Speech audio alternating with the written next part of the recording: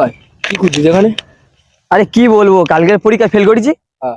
তো বাবা বলে টাকাগুলো সব জল দিতে চলে গেছে, ওই কারণে জলে টাকা খুঁজেছি।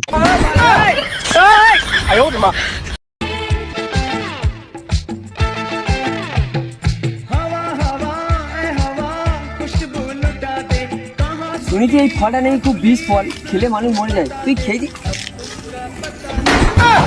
শুনেছি।